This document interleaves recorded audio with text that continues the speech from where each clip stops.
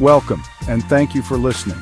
You are about to experience a book that is less of a story and more of a dispatch from the front lines of our modern world. This is The Architect's Spark Co-Creating the End of an Age by Tony Younis. This is not a polished academic lecture. It is a raw, unfiltered, and brutally honest exploration of the chaos we see around us, written from the nervous, twitching heart of Beirut, Lebanon.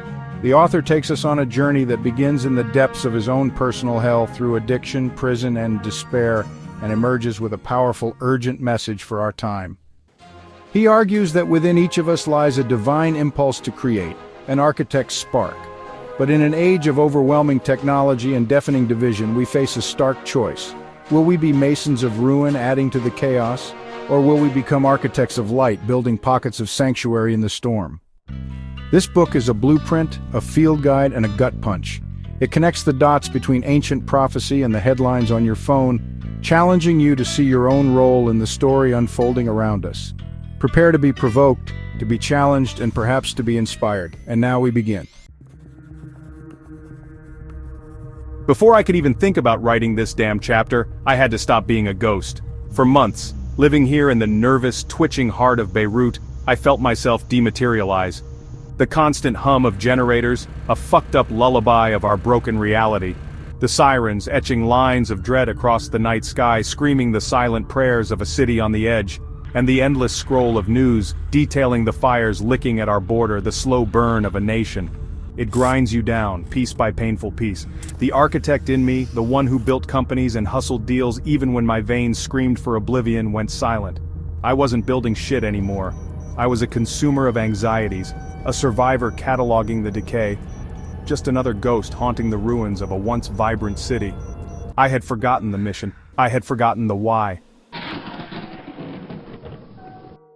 But God, that relentless yet forgiving and eternally merciful force, has a way of reminding us. Happened 2 nights ago, etched into my memory like a fresh scar. I was stuck at home, same as usual. The whole damn apartment plunged into darkness because the electricity bill, well, that's just another luxury I couldn't afford. Laying there on the beat-up sofa, the only light came from the screen of my phone, its blue glow illuminating the swirls of smoke from the joint I was nursing. Every hit was a temporary truce with the chaos in my head, but it never lasted. I was scrolling through the endless feed of other people's perfect lives, their triumphs, their curated happiness, feeling that familiar bitter twist in my gut.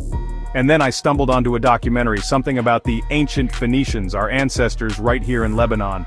They were builders, man, fearless navigators who sailed the damn world in flimsy wooden boats, trading, innovating, spreading their alphabet, building cities out of nothing but rock and sand. They faced storms, unknown seas, hostile lands, and they just kept building. They weren't waiting for permission, for a bailout, for the light to come back on. They were the light. Lying there, in the dark, watching a flickering image of something so ancient, so foundational, something clicked. It wasn't about the physical building anymore. It was about the spirit of it, the relentless, defiant urge to create, to connect, to push past the limits, even when everything around you is telling you to just fade into the darkness. That fire, the same one that burned in me even when meth had me chained and heroin dragged me through the mud, it roared. I saw a function. I saw the unquenchable divine impulse to create, mirroring those ancient mariners.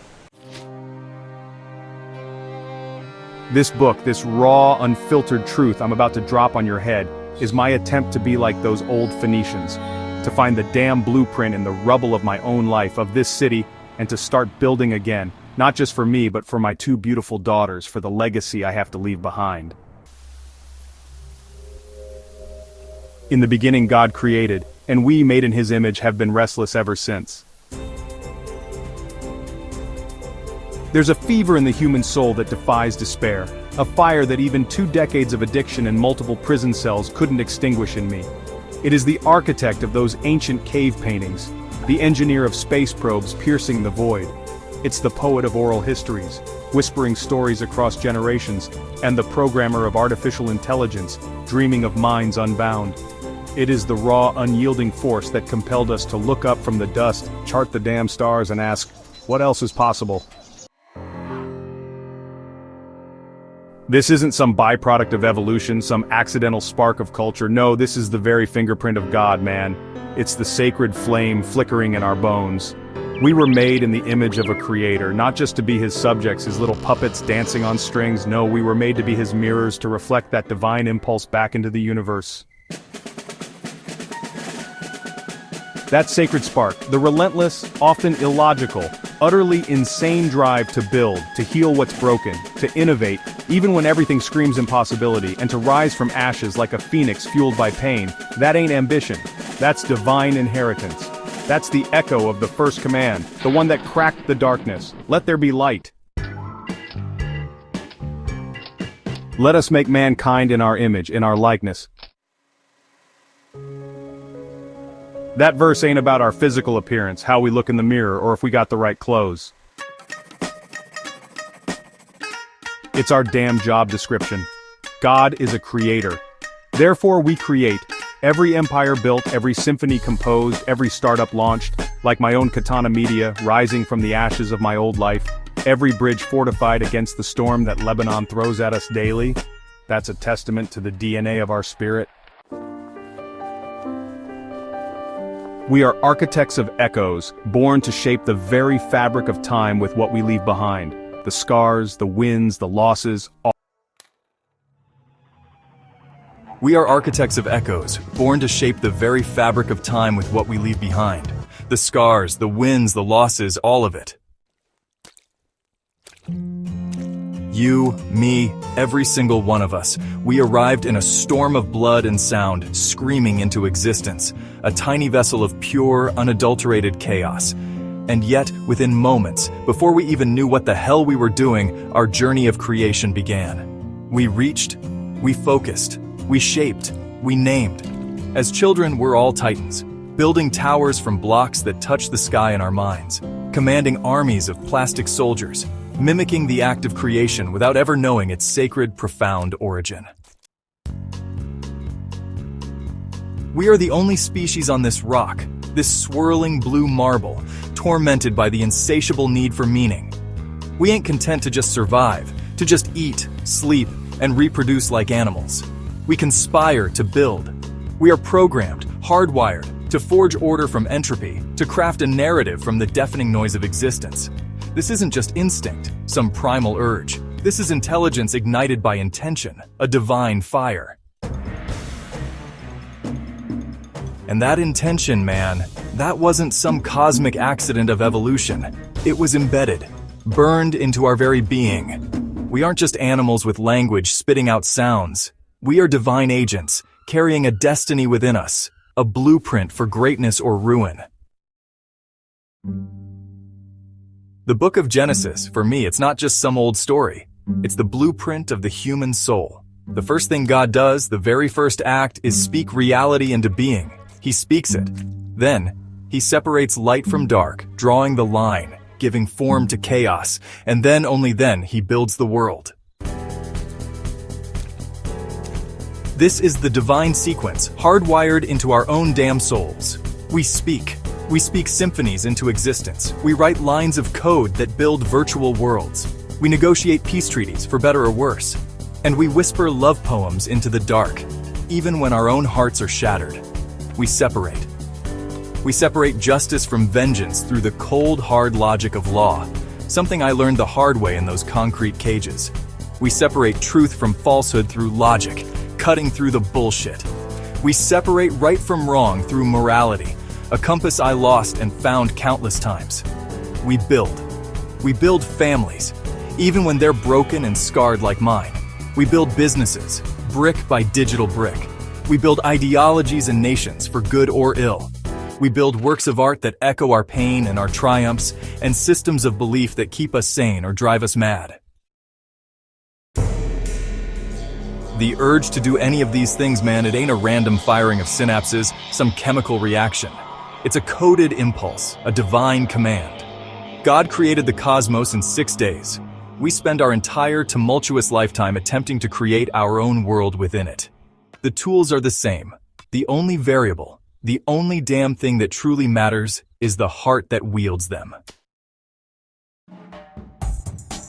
Humanity cannot stop seeking utopia, that perfect, impossible place, for one raw, fundamental reason. We are haunted by a memory we do not consciously possess. There is a phantom limb of the soul that aches for a garden, a place of perfect unity, profound peace, and effortless purpose. This restless, often agonizing longing to make the world a better place is not some fleeting social trend, some Instagram hashtag.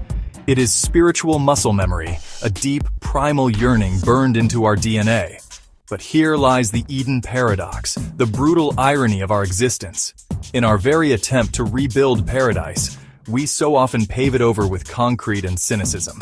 Because without divine alignment, without that connection to something bigger than ourselves, the architect becomes the tyrant, building monuments to his own ego. Without humility, that raw, gut-wrenching understanding of our own limitations, innovation becomes idolatry, worshiping the thing we create instead of the impulse behind it. Without wisdom, the kind you only get from hitting rock bottom and climbing back out, progress becomes a gilded cage, trapping us in a false sense of security. This is why we must remember the source of the spark, lest the very fire we wield consumes us all, burning down everything we've worked so hard to build. So I gotta ask all of us, looking at the wreckage of my past and the fragile hope of my future, what are we truly building with this godlike power? What is the bitter-sweet fruit of our modern creation? We build networks that span continents, connecting the entire damn world, only to feel more alone, more isolated in our own rooms, staring at a screen. We build engines of artificial logic, AI so vast, so complex, they threaten to render our own hard-won wisdom obsolete, replacing thought with algorithms. We build cities of glass and light, glittering monuments to our ambition that shine brightly over foundations of moral decay, hiding the rot beneath. The divine imprint is still there, pulsing beneath it all, a heartbeat in the dark. But we are no longer just creators. We are co-authors of prophecy. Each human act, each line of code written, each raw, honest word spoken, each desperate, defiant choice made is a sentence in the final chapter, pushing our world toward ascent or collapse. The Bible warns us, plain as day. I said, "You are gods. You are all sons of the Most High. But you will die like mere mortals." That ain't a curse, man. That's the central warning of our age, screaming in the wind. If we deny the divine function of our power, if we forget the sacred source of our spark, we will fall to our base animal instincts, clawing and tearing at each other in the mud. But if we embrace it, if we choose to build in alignment with our Creator, with that higher purpose, we don't just find heaven. We become the conduits through which it flows into this broken, beautiful world. You were not born to consume. You were born to create. That's etched in your damn soul. You are not a statistic. You are a structure waiting to be built. Even if it feels like you're just rubble right now. You are not a passive observer of history. You are an active agent in its writing. Pick up the damn pen. The world is burning, yes. I see the flames every day. But in the ashes, in the smoke and the chaos, the divine blueprints remain. Will you be a builder of light or a mason of ruin? The choice begins now.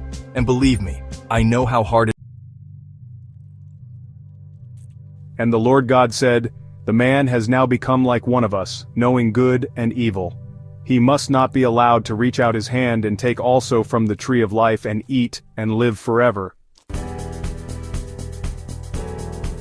The first gift humanity received after the spark of consciousness, after we could finally see beyond mere existence, wasn't comfort, wasn't endless bliss.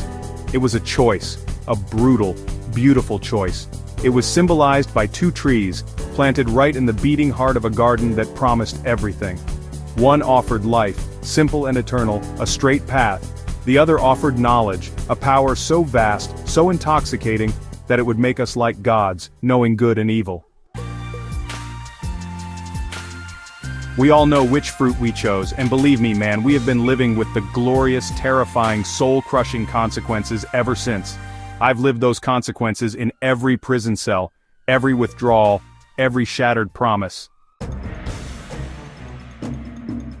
Knowledge is the sharpest thing in the universe. It's not some fluffy, feel-good concept. It is a double-edged sword, given to us by our Creator as the ultimate test of our damn character. One edge, the gleaming bright one, it cuts the chains of sickness, of ignorance, of distance that separates us. It heals, it connects, it illuminates the darkest corners. That's the side I saw when I started Katana Media Agency, when I realized I could use digital strategy to bridge gaps, to build something real. The other edge, that dark blood-stained one, it carves divisions, it forges new and terrible weapons that we turn on each other, and it gives us the power to architect our own ruin on a scale our ancestors, in their wildest nightmares, could never have imagined. For centuries, we've celebrated our ascent, standing on mountains of our own making, championing our ever-growing knowledge as humanity's greatest triumph. We've called it progress, with a capital P, like it's some divine right.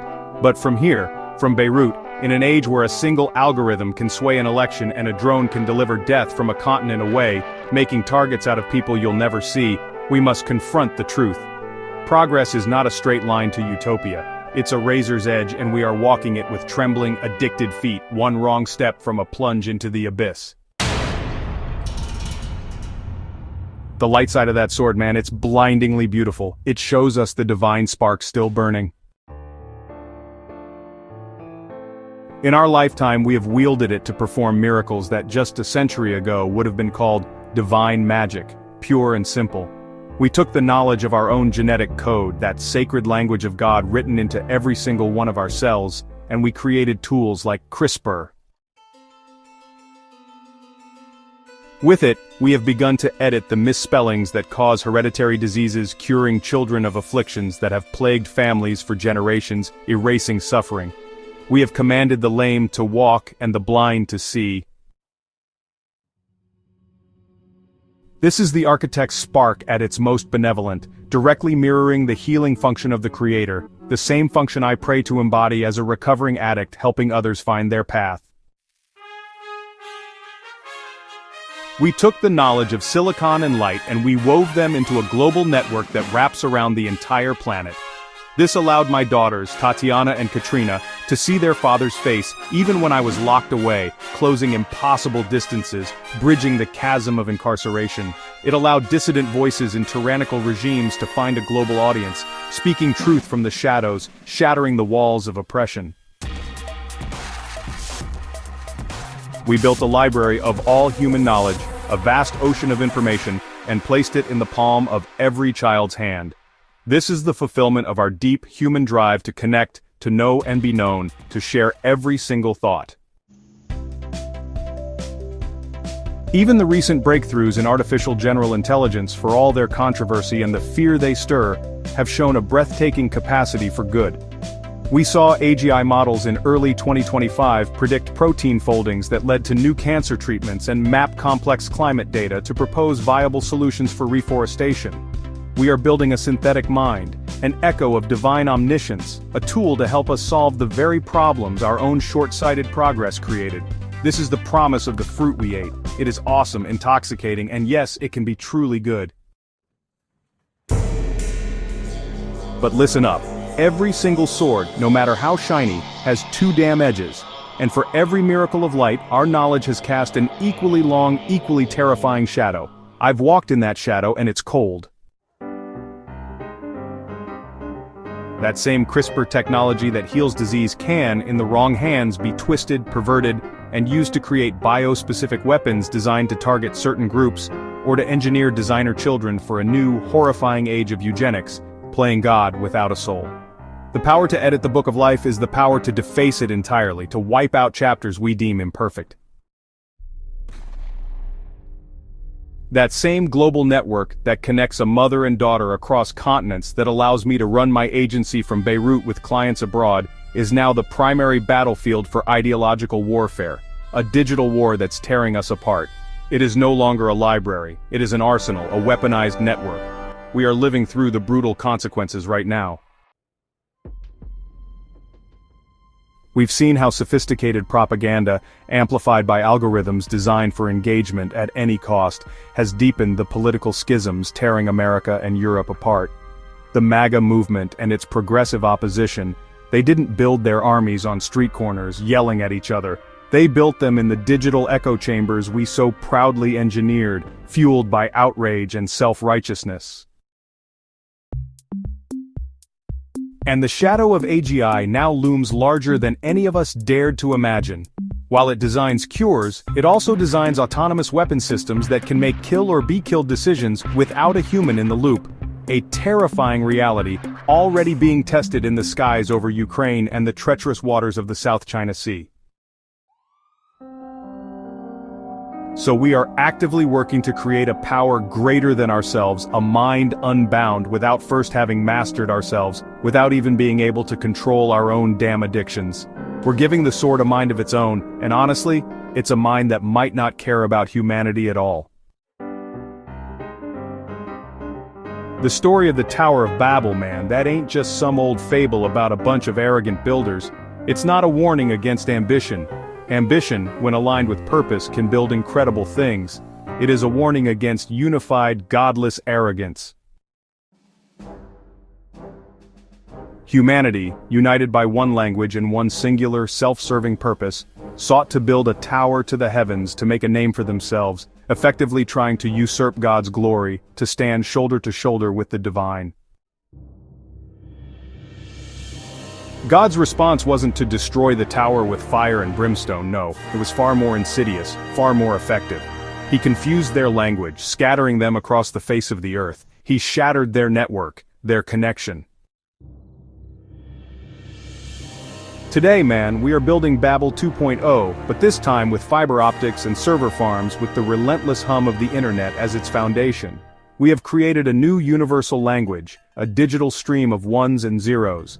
And with it, we have built a global system of commerce, of communication, of culture that reaches every corner of the globe. But what is the bitter, ironic result?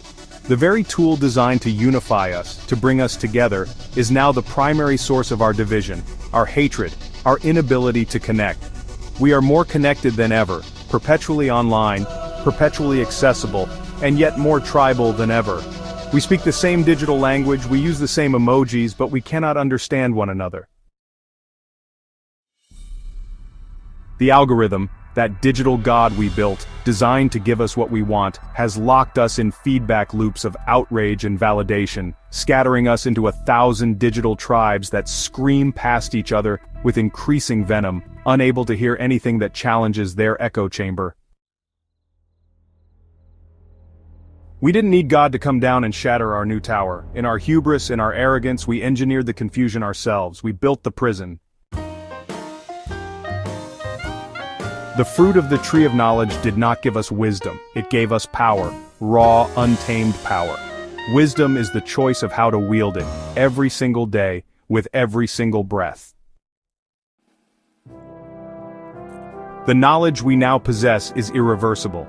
It's burned into our collective consciousness. We cannot uneat the fruit. I cannot unknow the depths of addiction, the darkness of those prison walls, the cold grip of withdrawal. We cannot unsplit the atom. We cannot uninvent the algorithm. The sword is in our hand, man, and it is heavy, it is sharp, and it demands accountability. This is the great test of our time. Every new technology, every scientific breakthrough, every line of code written, it's not just a triumph of the human mind. It is a profound moral and spiritual examination. It asks us the same question over and over again in every new innovation, every new discovery. Now that you can do this, what will you become? The architect's spark, that divine fire within us, it gave us the ability to reach for the heavens, to build, to create, to dream. But it is the knowledge we gained along the way, the choices we make with that knowledge, that will determine whether we build a new Eden, a place of peace and purpose, or a tower that crumbles under the crushing weight of our own pride, leaving nothing but dust and echoes of what could have been. And I, Tony, I'm choosing to build. I'm choosing Eden.